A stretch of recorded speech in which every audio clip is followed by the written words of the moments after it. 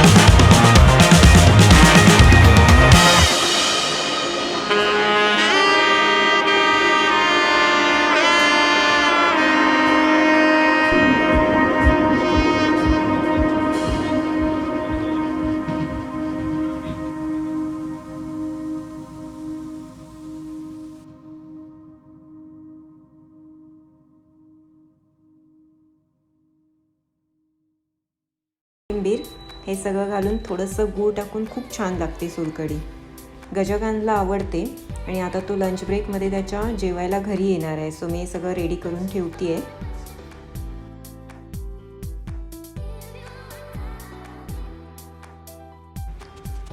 तर हे बघा फायनली वाटण रेडी झालं आहे. खूप छान वास पण येतोय. चला पटकन कढी बनवून घेते मी.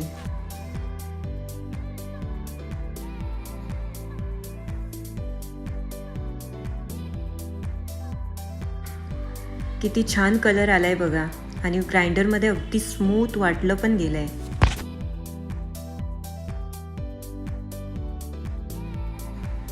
तर कढीला फोडणी देण्यासाठी मी भांड्यामध्ये थोडंसं तेल टाकून कांदा भाजून घेते. काही जण कांद्याऐवजी लसूण पण वापरतात, पण मला कांदा आवडतो सो मी कांदा यूज केला इथे. आणि मातीच्या भांड्यामध्ये जेवण बनवताना नेहमी गॅसची जी फ्लेम आहे ना ती लो ठेवावी लागते, नाहीतर मोठी फ्लेम ठेवली तर कदाचित भांडं फुटण्याची पण शक्यता असते.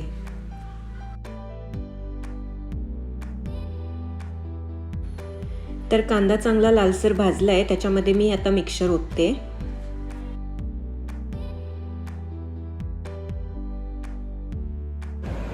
दिसते तर भारी ना.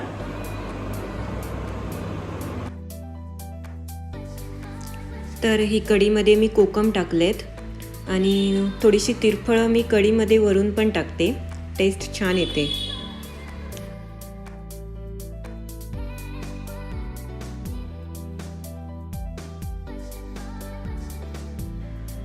चवीपुरतं मीठ टाकते. मीठ मी थोडंसंच टाकते कारण फिशला पण मी मीठ लावून ठेवलं आहे, सो त्याचं पण मीठ थोडंसं कढीमध्ये मिक्स होतंच. तर हे बघा कढीला छान अशी उकळी आली आहे. आता ह्याच्यामध्ये मी बांगड्याचे जे पीस कट करून आणले होते कढीसाठी ते सोडते. त्याला मी मीठ लावून ठेवलं होतं. ओके, तर हे फिश फ्रीजमध्ये ठेवून 10 मिनिटं झाली आहेत आणि आता मी ते फ्राय करायला घेते.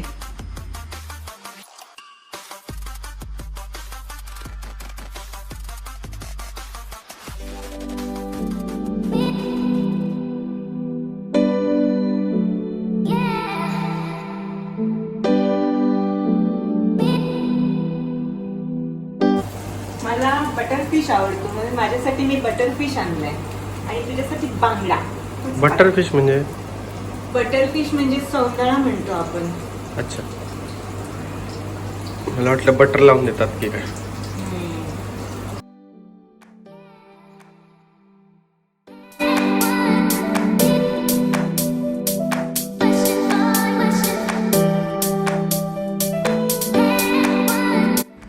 मेनवाईल गजकांत घरी पोचला आहे जेवायला. सो तो यायच्या आधी मी स्टँडला लावूनच शूटिंग करत होती. आता तो आलाय तर त्याने कॅमेरा हातात घेऊन स्टार्ट केलं. हा बघा आमचा ओरिओ इकडे बसलाय. त्याला फिश आवडत नाही म्हणून इकडे येऊन बसलाय तो. हे बघू शकता तुम्ही, फिशला जर कोटिंग करून ते 10 मिनटं फ्रीजमध्ये ठेवले तर त्याचा रवा जो आहे तो तेलामध्ये जास्त सुटत नाही आणि छान असे क्रिस्पी भाजले पण जातात. सो फायनली क्लेपॉटमधली माझी फिश कढी रेडी झाली आहे आणि गजकांतला मी आता ती टेस्ट करायला देते. बघूया त्याची रिॲक्शन.